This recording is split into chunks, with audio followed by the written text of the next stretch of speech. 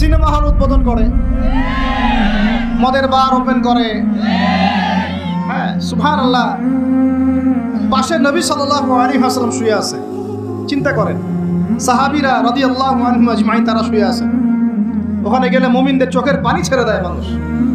কি একটা অবস্থা! ওইখানে আল্লাহর ঘর বাইতুল্লাহুল হারাম, আর আপনি দেখতেছেন অক্টোবর থেকে, এই যে এটা কি মাস, মার্চ, এই যে 5-6-7 মাসের মধ্যে আপনি দেখতেছেন যে 40-42 হাজার মুসলমানকে মারা হচ্ছে।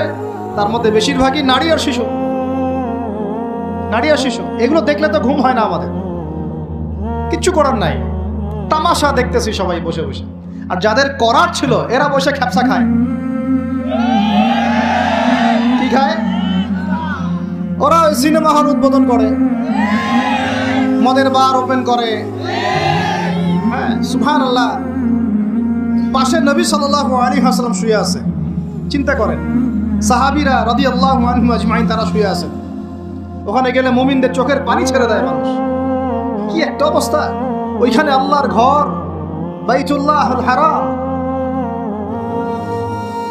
অনেকে আবার বলে কি করার আছে আমাদের, আমাদের কিছুই করার নাই। হ্যাঁ, তো ওই জন্য একদিন বলছিলাম, তো কিছু করার নাই তাহলে নেইমারকে নিয়ে এসে ফুটবল খেলা। ওটাও চলতেছিল। হ্যাঁ, বিভিন্ন বলিউড তারকা, হলিউড তারকা এসে এসে কনসার্ট করতেছে। এগুলা করেন, কিছু করার নাই তো।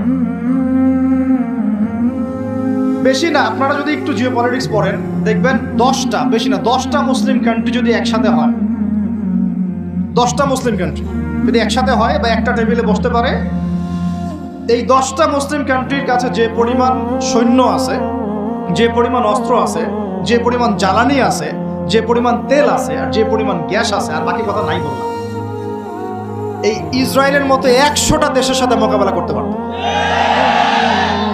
এক একটা বাচ্চার রক্তের বদলা নেওয়া যাইতো, একটা একটা বোনের ইজ্জতের বদলা নেওয়া যাইতো।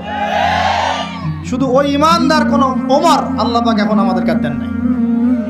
কারণ কেন দেন নাই জানেন? কারণ আমরা তো আর তার সাহাবীদের মতো না। আমরা যদি সাহাবীওয়ালা জিন্দেগি আবার শুরু করি, আল্লাহ পাক ওমর ইবনুল খাত্তাব পাঠাবেন ইনশাআল্লাহ। বুঝাতে পারতেছি না? আমরা ঠিক না হলে তো আসমান থেকে ফেরেশতা নামবে না ভাই। আর আমরা এই এত দূরে বসে ছোট্ট একটা রাষ্ট্রের মধ্যে আলোচনা করি, কি আলোচনা করে আর কি ফায়দা হবে? কিন্তু আলোচনাগুলো করতেছি আল্লাহর কাছে দায়মুক্ত হওয়ার জন্য, যাতে আপনারা সত্যটা জানেন এবং হকটা বুঝতে চেষ্টা করেন, আপনার পরবর্তী প্রজন্মকে এটা জানান। আল্লাহ চাইতো আমরা না বললে কি হয়েছে, দেখা যাবে 100 বছর পরে হইলেও আমাদের পরবর্তী প্রজন্মরা ইনশাল্লাহ বাইতুল মুকাদ্দাস উদ্ধার করবে ইনশাল্লাহ।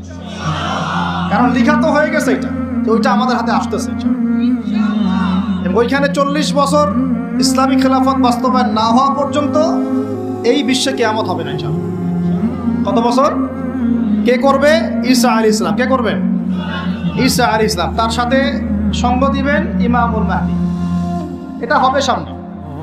এখন ওইটা যখন হবে, ওই 40 বছর ইসলামী খেলাফত, তখন তাবারাকাল্লাযী বিয়াদিহিল মুলক, ওই আল্লাহ পাকের যে মুলক, আল্লাহ পাকের সার্বভৌমত্ব, আল্লাহ পাকের সরভেন্টি, আল্লাহ পাকের রাজত্ব, ওইটা সারা বিশ্বে প্রতিষ্ঠা হবে ইনশাআল্লাহ। এখন ওইটা নাই। এখন কি আছে? এখন মুলক হচ্ছে জাতিসংঘের, সবকিছু ওদের হাতে। আর এগুলো গঠনই করা হয়েছিল মুসলমানদের স্বার্থ দমন করে পশ্চিমাদের স্বার্থ উন্নয়নের জন্য। একেবারে খোলামেলা কথা।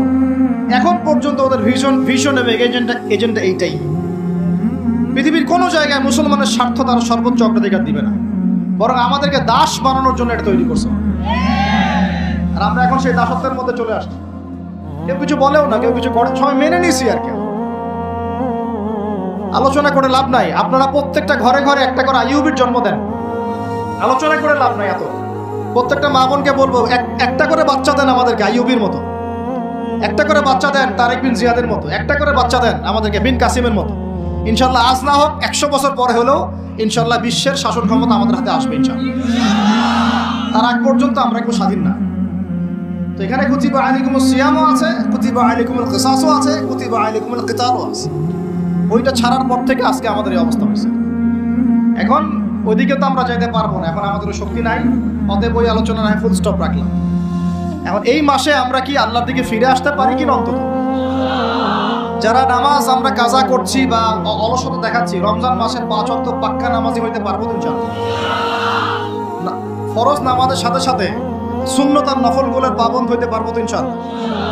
রমজান মাসে দাড়িটা ছাড়তে পারবো তো ইনশাআল্লাহ। পোশাক চেঞ্জ করতে পারবো তো ইনশাআল্লাহ। সুদ ছাড়তে পারবো তো ইনশাআল্লাহ।